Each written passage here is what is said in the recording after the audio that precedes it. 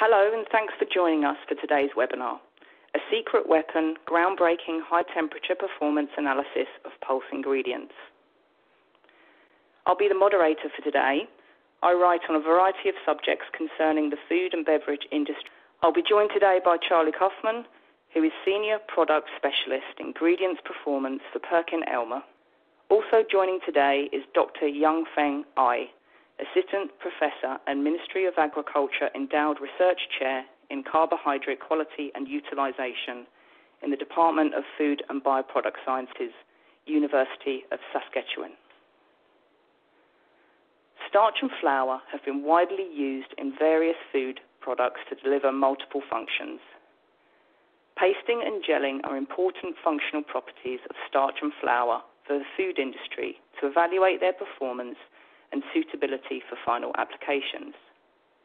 Most recently, starch and flour from pulses have attracted growing interest from the agri-food sector because of their uniquely psychophysical chemical properties and desirable nutritional value. This webinar will cover the pasting and gelation behaviors of starch and flour ingredients from different pulse crops, for example, pea and lentil. It will provide new insights into high cooking temperatures, which will be meaningful for the utilization of pulse-based ingredients under high-temperature processing conditions, such as in canning, extrusion, and jet cooking.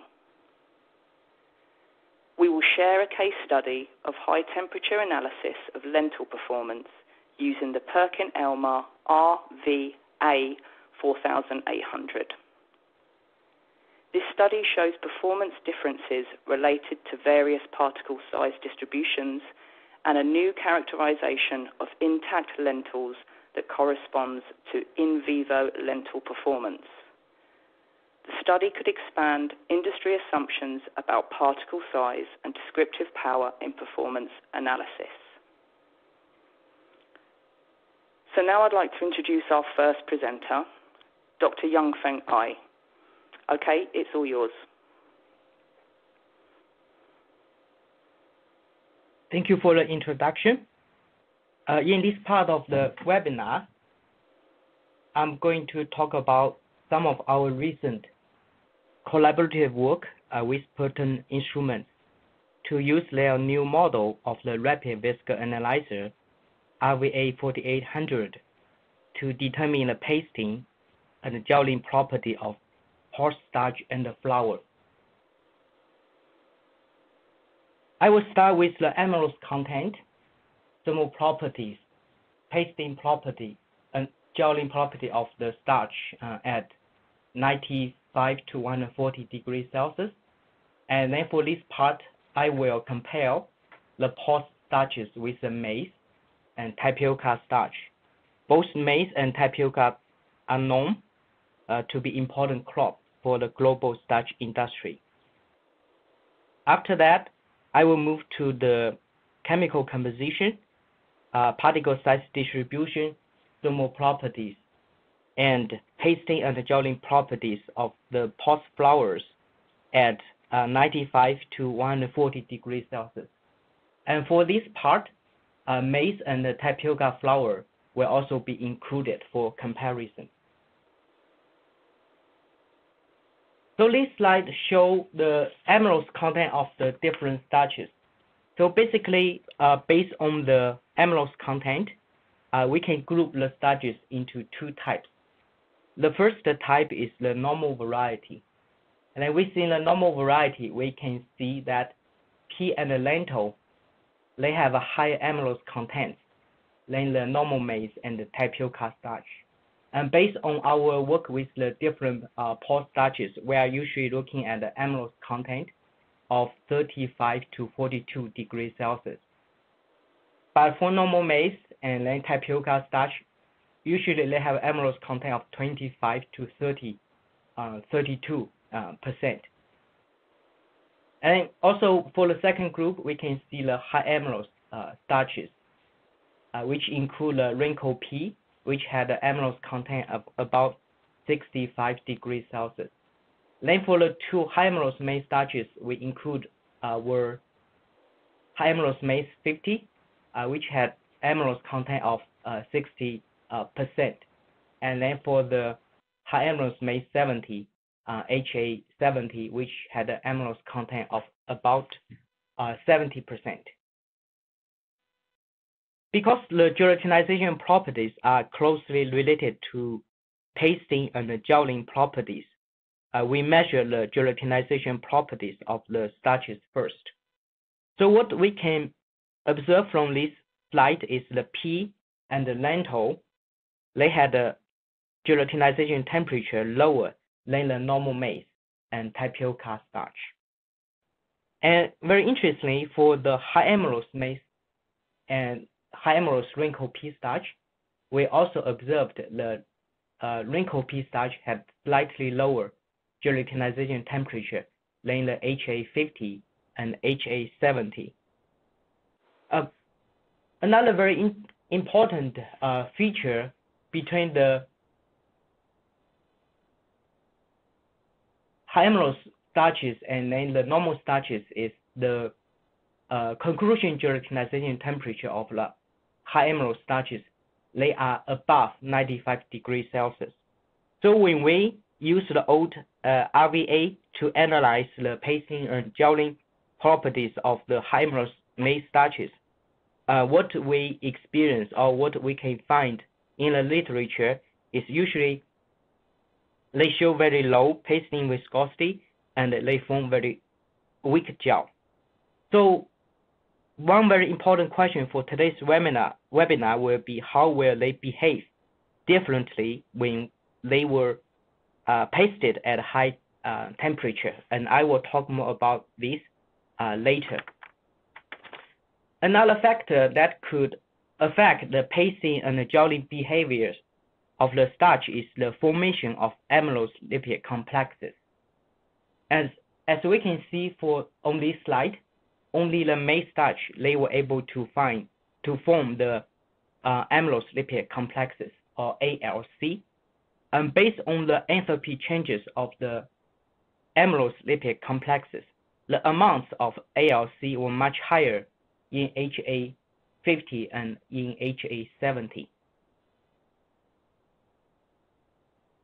In next few slides, I'm going to show you the pasting profiles of the different starches.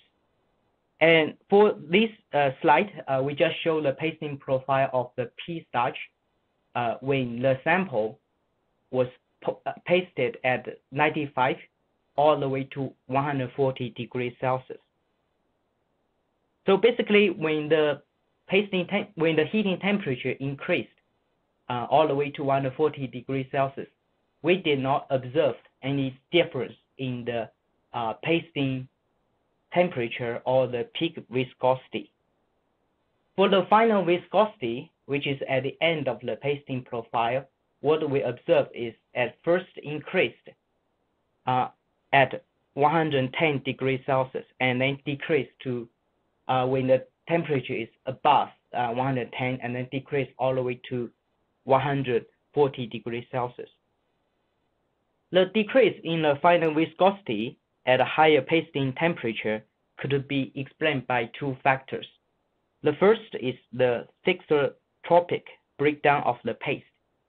The second is the thermal degradation of the starch molecules at a higher temperature.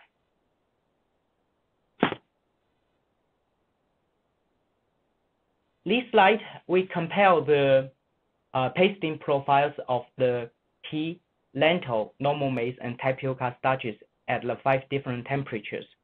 So basically, all the other 3 starches, they show similar changes when they were pasted at a higher temperature.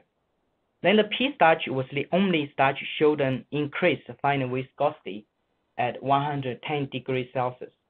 This could be related to the high amylose content of the pea starch, and this will cause the delay in the disintegration of the starch granules at 110 degrees Celsius.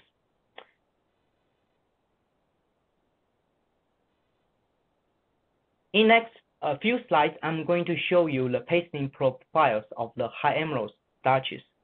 Compared with the normal starches we just saw, actually the high amylose starches, they exhibited very different changes after being pasted at higher temperatures. First, let's look at the wrinkle pea starch. As the heating temperature increased from 95 degrees Celsius all the way to 140 degrees Celsius, actually what we observe is the peak viscosity increased. And also the final viscosity also gradually increased. This could be explained by that the high temperature were able to gelatinize the high-amylose starch to a higher degree. So during the heating process, the granules could swell to a greater level to provide a higher peak viscosity. And then during the cooling, the well-dispersed starch molecules, particularly the amylose, could reassociate with each other to develop high final viscosity.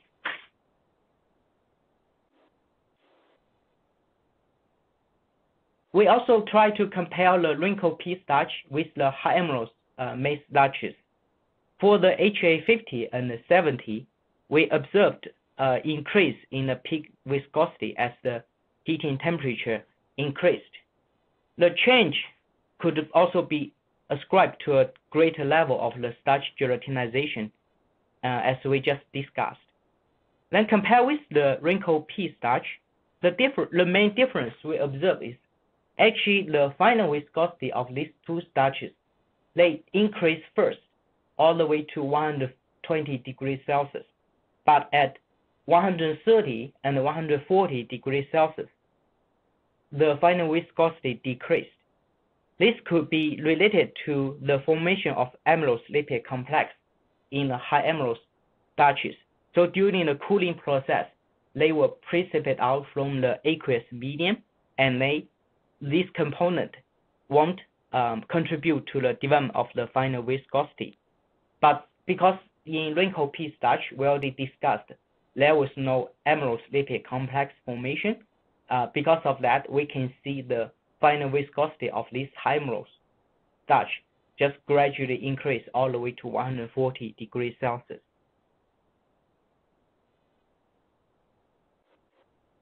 In next part, I'm going to share with you some very interesting results of the gelling property of the different starches.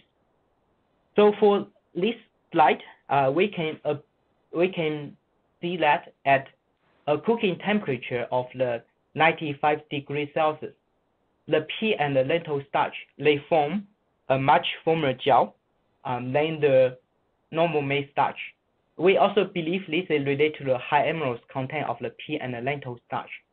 Then for these three starches, as the cooking temperature gradually increased from 95 degrees Celsius to 140 degrees Celsius, actually overall the gel hardness decreased. The only starch that show a different trend is the pea. When the cooking temperature increased to 110 degrees Celsius, actually the gel hardness increased. This corresponds very well with the increase in the final viscosity of this starch. For the tapioca starch, at all the different temperatures, it could not form a self-standing and firm gel. In order to explain the differences, matrix structure of the freeze-dried starch gel and paste were examined under scanning electron microscope.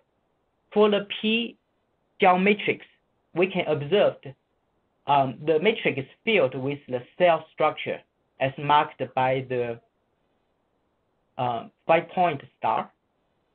And more interestingly, actually we see the web-like structure marked by the up arrow as shown in the image. We believe this kind of structure is from the amylose leach out from the starch granules or remnants of the pea starch after cooking at temperature. Because pea starch is known to have the high amylose content, and also we show it didn't have the amylose lipid complex. And then the amylose, they were able to leach out and then to form this kind of structure to connect the cells in the matrix. This can strengthen the firmness or the hardness of the gel. That's the reason the pea starch showed the highest gel hardness at 95 degrees Celsius. For the normal maize, we could only observe the cell structure, which resulted from the starch granules or remnant. We didn't observe the connecting region from the leach out amylose. That's the reason the normal maize starch, the gel strength was only 1/3 of the pea starch gel. Then for the tapioca starch, we observed a structure of loosely packed and a very flaky structure. And it didn't have the cell structure as we observed in the pea and normal maize starch. That's the reason tapioca starch was not able to form a gel at 95 degrees Celsius. And when we look at the gel or the paste matrix structure at 140 degrees Celsius, what we observe is at a higher cooking temperature, actually all the cell structure from the starch granules or remnant, they kind of lost. So all the starch molecules now, they form a very flaky and loose matrix structure as shown on the slide. That's the reason for the pea and normal maize starch, when we cook the sample to 140 degrees Celsius, they form very, very weak gel.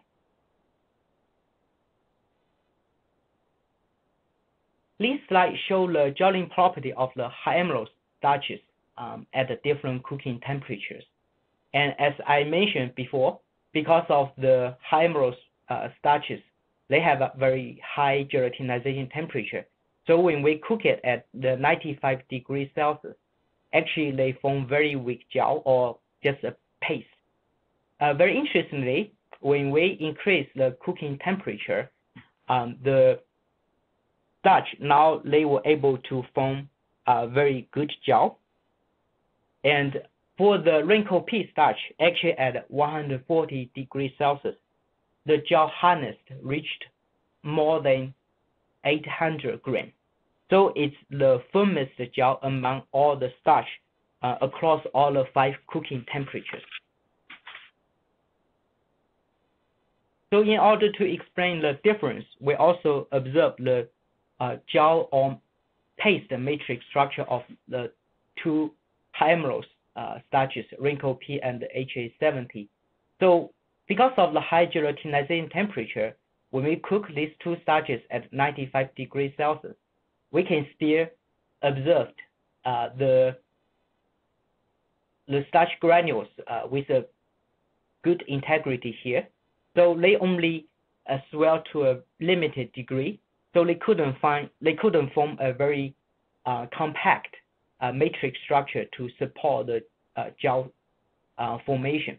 But when we increase the pasting temperature to 120 and 140 degrees Celsius, actually now we were able to achieve a higher degree of the starch gelatinization, and also the starch molecules, they became well dispersed after the cooking process. Then during the cooling and also the gelation process, the well dispersed starch molecules, particularly the amylose, now they were able to reassociate with each other to form a very compact and firm gel network, as we can see here for both the wrinkled pea and HA70 at 140 degrees Celsius. That's the reason for the high-amylose starches, their gel formation, the gel hardness just keep increase at a higher cooking temperature. Now let's switch gears to flours in the next part of the webinar. So this table illustrates the chemical compositions of the pea and the lentil flours in comparison with the normal maize and tapioca flours. The results show that for the starch content, pea and the lentil, they had a lower starch content in comparison with the other 2 flours. But their protein content, for the pea and the lentil, they were much higher than the other 2 flours. Then for the lipid content, pea and the lentil, they show low lipid content, so it's about 0.9 to 1.2%. For the normal maize, we determined about 3.7% of the lipid, but we couldn't detect any endogenous lipids in the tapioca flour. For the amylose content of the starch in the flour, what we found was the pea starch had about 38.4% amylose. The lentil has about 35.8, and they were higher than the normal maize, than the starch in normal maize flour and also in tapioca flour. This result corresponds very well to the observed differences in the amylose content of the starches. These slides show the particle size distributions of the different flours. So what we observed is the pea and the lentil flours, they showed very similar particle size distribution, as we can see the figure, and then the average diameter of the particles were very close as well. They were about 30 micrometer, and the value was much lower than the normal maize flour, because the normal maize flour had an average particle size of 281 micrometer, and then for tapioca it was slightly lower than the pea and lentil flour. But one thing I would like to share with the audience is actually the particle size distribution of the flours really depends on the commercial sources of the flour. For the same types of the flours from different suppliers, we could find very different particle size of the different flours, even though they may be processed from the same type of crop, but because of the milling technology and then the level of the milling and the grinding, so we will see a big variation in the particle size distribution of the different flours. On this slide, we report the thermal property of the different flours. So for the pea and the lentil flour, we observe a major peak, which corresponds to the starch gelatinization. And also, we can see a protein denaturation peak at a relatively high temperature. This is mainly attributed to the pea and the lentil flour. They have a relatively high protein content. For normal maize flour, we also observe the starch gelatinization peak here, but very interestingly, we observe a amylose lipid complexes peak at a higher temperature range. This corresponds very well with the result that the amylose lipid complex, or ALC, was only found in the normal maize starch. For the tapioca flour, we only observed the starch gelatinization peak.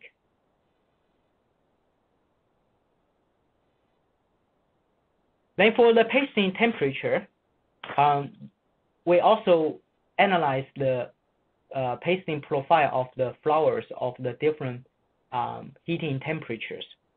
What we observe is at a different temperature, the pasting temperature of the flours will not changed. But very interestingly, for the pea flour, when the heating temperature increased and then reached 110 degrees Celsius, actually we observe a much higher peak viscosity than the sample analyzed at 95 degrees Celsius. And we believe this could be related to that the higher heating temperature weakened the association between the starch and the protein matrix, and allowing the starch granules to swell to a greater extent. Another very interesting feature I would like to point out is actually for the pea flour, the highest final viscosity was found at 110 and 120 degrees Celsius.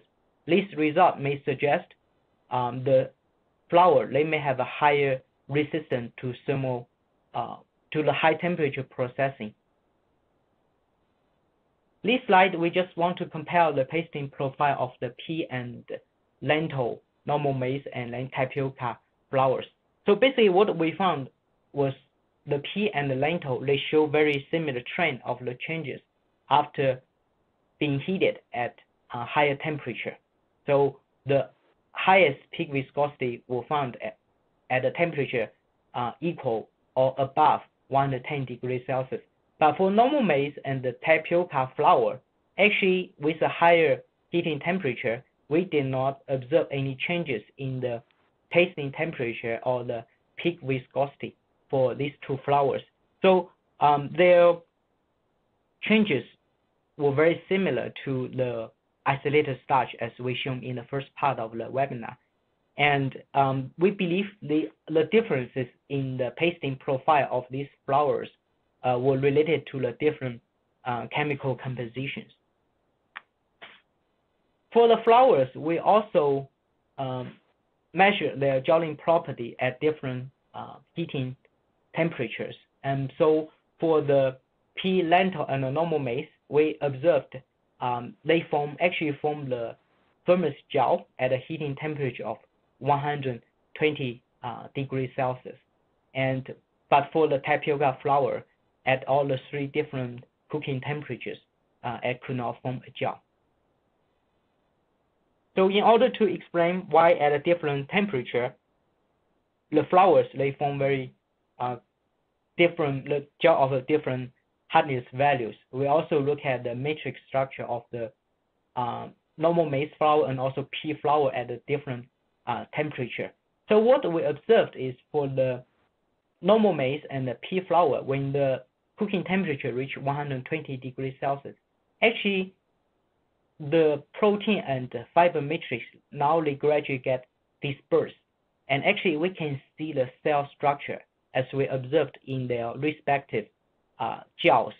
So as marked by the 5-point star, we can see the matrix structure of the normal maize and pea, they are filled with the cell structure. That's the reason at the 120 degrees Celsius, they form the firmest gel.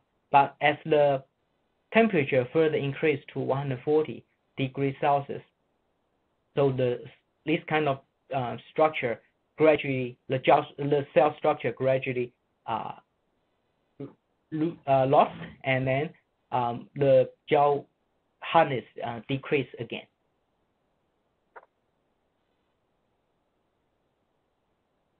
I think we reached the conclusion slides of the two interesting studies, and then I just want to wrap up what we reported in the webinar. For the pea and the lentil starches, they contain more amylose than the other normal starches.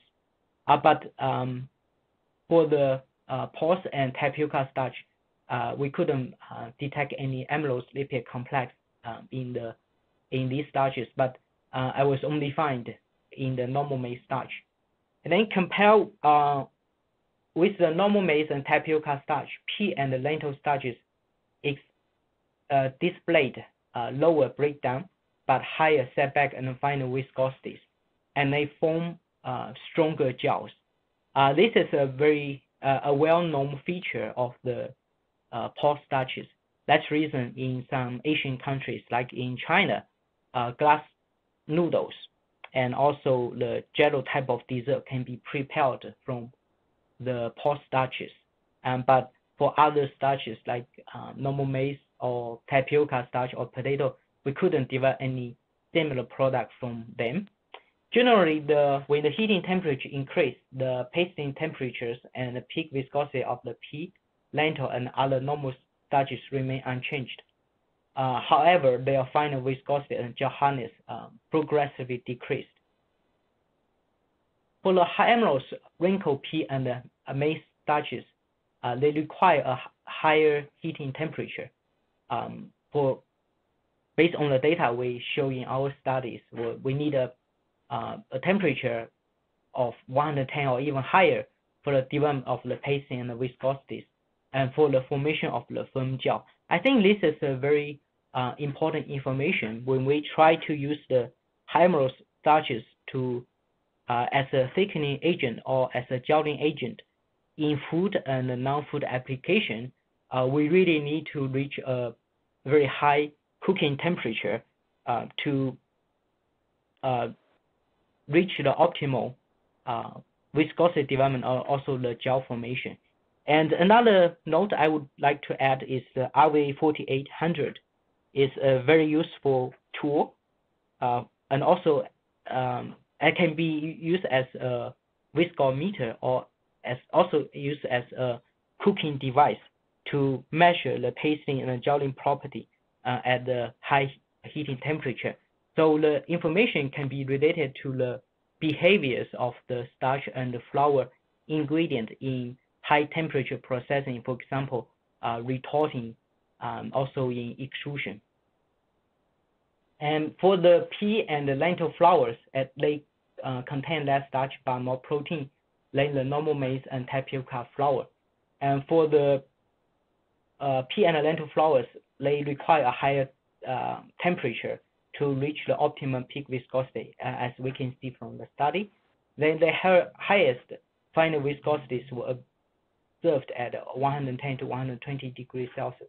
So which means compared with the flours from other botanical sources, they have a better thermal resistance. For the pea, lentil, and the normal maize flours, they can develop the firmest gel after being cooked at 120 degrees Celsius. In the end, I would like to acknowledge the financial support from MyTex, from UNSEC, and Curtin Instruments for this research. We are grateful to all the food ingredient companies for providing the starch and the flour samples for the two studies. And special thanks go to World of Food Ingredient for organizing this webinar. With all that, I would like to pass the floor to Charlie. Thank you. Thanks very much, Dr. Ai. So for this segment of the webinar, we'll be talking about some performance analysis of milled and intact lentils specifically. This is a client-directed project for us at PerkinElmer's North American Food Division. And in total, the client sought a extremely descriptive analysis for lentil performance that yielded results that corresponded with what they were seeing in process. So as a little bit of background information, this client in particular makes lentil soup, which is retorted and canned, and they were seeing lentils that produce an extremely low viscosity soup with highly cooking resistant lentils, and they were seeing the opposite problem. Other lentils produced a high viscosity soup with almost no intact lentils in the final product, and then of course they had some optimal samples that represented the ideal ingredient. So it stands to reason that optimizing lentil performance, it optimizes the soup quality. And quantifying the performance in this case is especially important because the lentils did not show any discrepancies in constituent analysis. So moisture, fat, fiber, protein, things like that you would normally perform with like a near-infrared device. All those things were nearly identical and not descriptive of eventual product function. So the device that we're going to be referring to in this case is the same as referenced in Dr. Ai's study, and it measures ingredient performance by subjecting the sample to reproducible cycles, temperature, and shear, so you really get a behavioral fingerprint of that ingredient, and that's certainly what we're looking for here.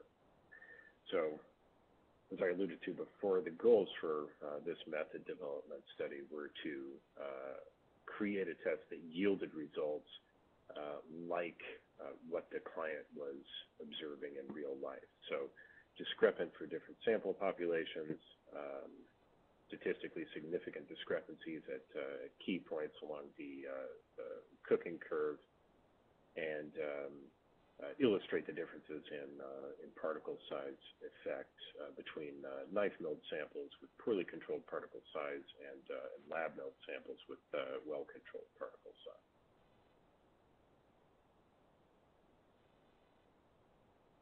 So initially, the lentil samples were ground in a Curtin lab mill, and the method is intended for use as a high throughput quality tool, and so the samples weights were not corrected for moisture. The idea is that the operator would weigh the same amount of sample every time, and so if there were a performance difference that was induced even by variable sample moisture, then that would show up as a deviation of control.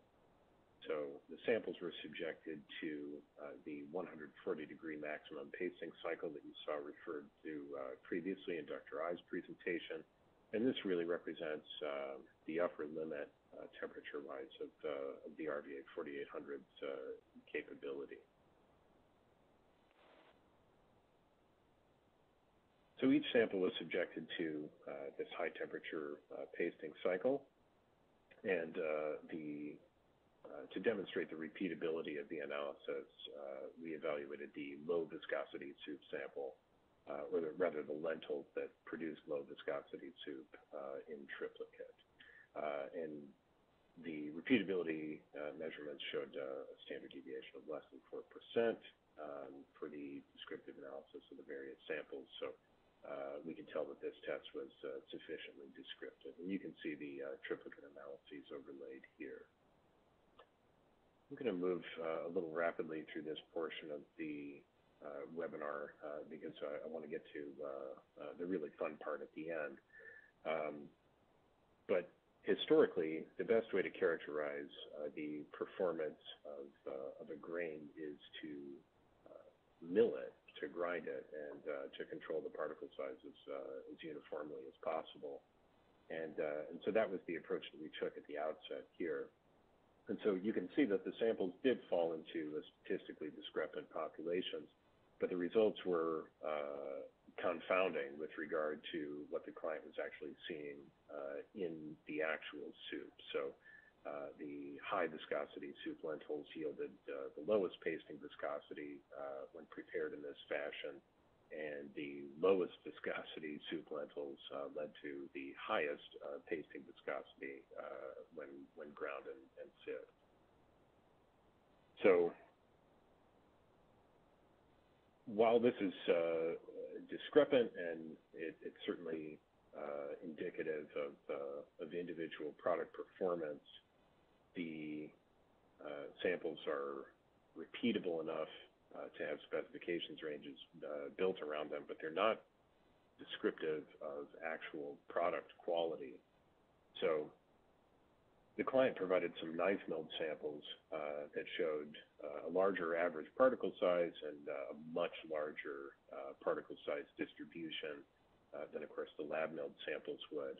And we evaluated those as well just to see how things would shake out with regard to what they saw in the actual soup itself. And the orientation of each sample group was different yet again from what they were seeing and what we had seen previously with the finer grind. So the low samples were in the middle this time. The high viscosity soup lentils were the highest, and the optimal ones were the lowest. And this is again not ideal because it's not descriptive of final product performance, albeit the results may be discrepant. And here you can see these are identical samples, but here you can see the differences in the magnitude of pasting peak as influenced by the different particle sizes of the sample groups.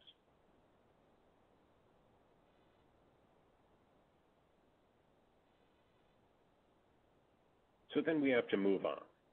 We have to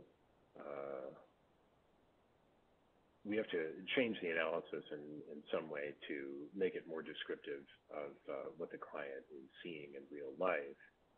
And I didn't mention this earlier, but they initially suspected that the issue was being caused by a variability in the permeability of the lentil seed coat.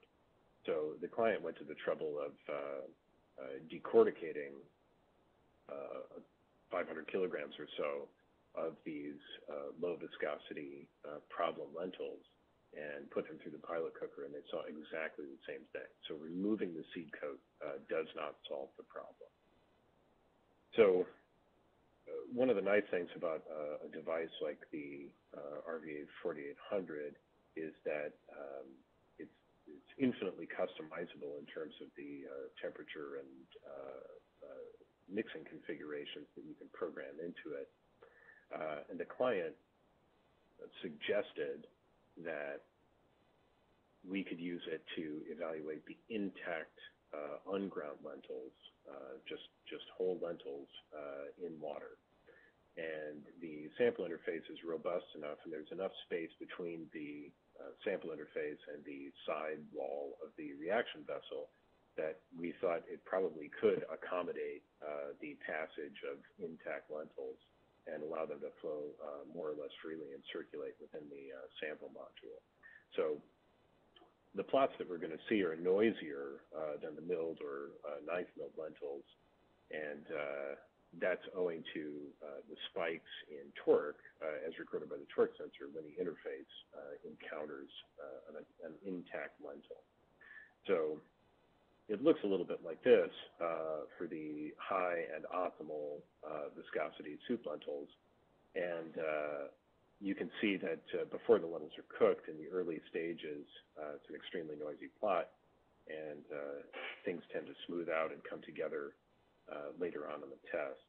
So this analysis with a maximum temperature of 140 degrees C did distinguish between the low viscosity samples and the other two groups, but it did not distinguish between the high and the optimal soup lentils. So we have to move on a little bit. Here you can see the low viscosity soup lentils. Here they stick out like a sore thumb. They're extremely resistant to cooking. This corroborates what the client saw in vivo, and the plot on the whole is much noisier because, again, the sample interface is encountering harder, less cooked intact lentils.